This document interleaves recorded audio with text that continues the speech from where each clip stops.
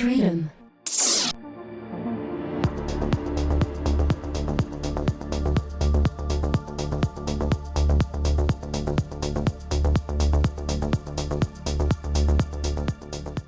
So my name is Jake Seltzer.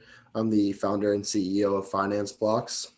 I have been in the space since 2013. I've worked with a number of different projects, and I started developing Finance Blocks about 3 years ago after a month and a half trip to India. I'm very involved in philanthropy. I do work for a number of different organizations, and I'm also the leader of the Finance Blocks team. So that's a little bit about me and a little bit about myself. Finance Blocks is a platform as a solution service to which we actually help digitize rural financial institutions. So a lot of what we do is we find, institutions that are operating on legacy systems such as, paper systems or potentially Excel spreadsheet systems, and we actually go and digitize their services. So we actually give them an app like a tablet or a computer to run their systems off of. We give them an application to actually run their services.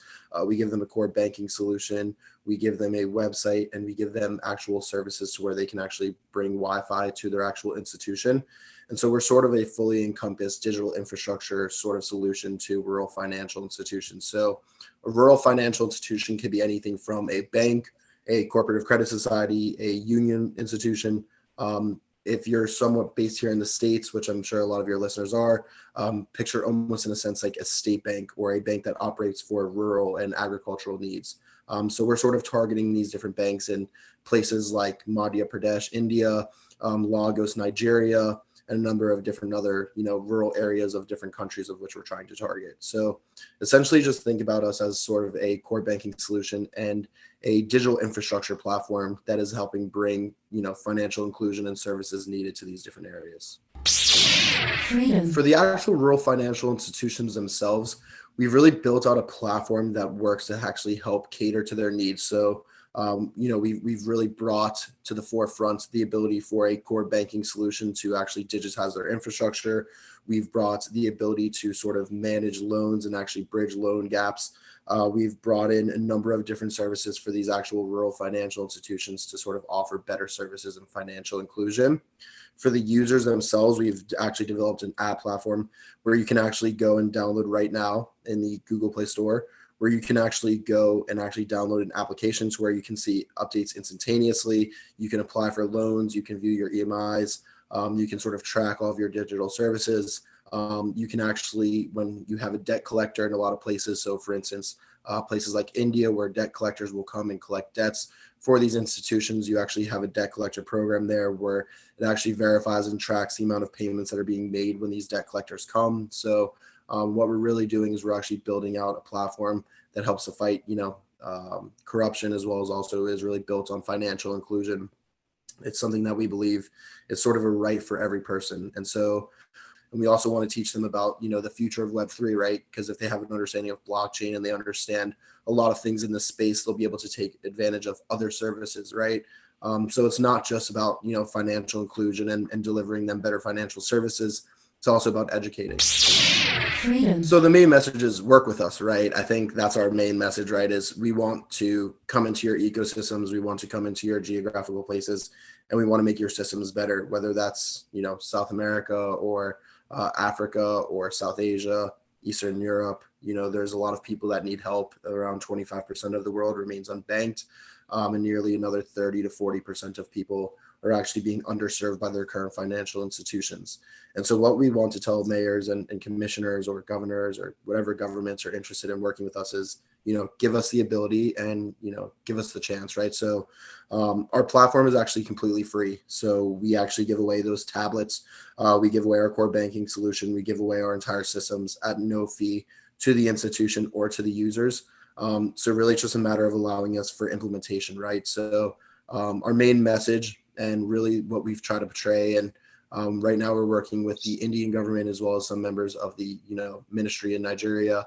What we're really trying to say is, just give us the opportunity to help show you what our project is capable of, and give us the platform to help make a difference in the world, right? Because we're not just creating impact in terms of financial inclusion, we're also creating social impact, right? So we work with a number of different organizations to bring clean water, renewable energy, as well as Wi-Fi and educational services. So We're also working to actually bring safe places for kids too. So one of the organizations we're working with is actually helping to create and renovate parks. So they've done things like favelas in Brazil, where they actually renovated soccer fields there, and we can actually show the analytical research behind creating safe spaces for kids, both mentally and physically.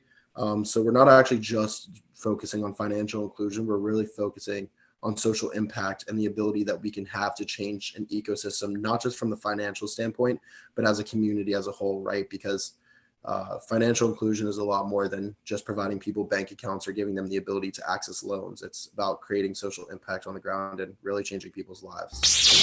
Freedom. We're really excited about our partnership with Algorand. So we just entered a major strategic partnership with them to allow us to leverage their protocol into our ecosystem. They are the only carbon negative blockchain solution in the market right now. And we just kind of felt that they were very much aligned with us in terms of social impact and what we were trying to do.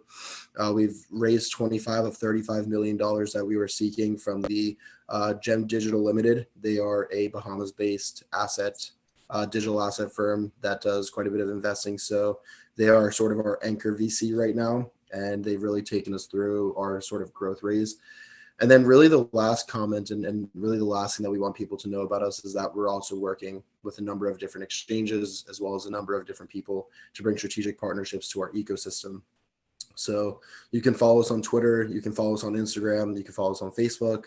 We're on TikTok as well. You can follow us on Telegram and Discord. But really the main message and the main thing that we want to showcase people is that this is a project that's constantly growing, right? So right now, when we talk about adoption in the marketplace, we have currently 22,000 users in our pilot program in Madhya Pradesh, and we'll be looking to onboard about 2.2 to 2.8 million additional users within the next 24 months across Nigeria and India alone. So, constantly follow us. We have constant updates going out, whether that be partnerships with potentially, a Visa or bringing digital services or working with local governments. We always have constant updates. So if you'd like to be part of our community and join in, I recommend that you would definitely follow us on Telegram as well as on Twitter.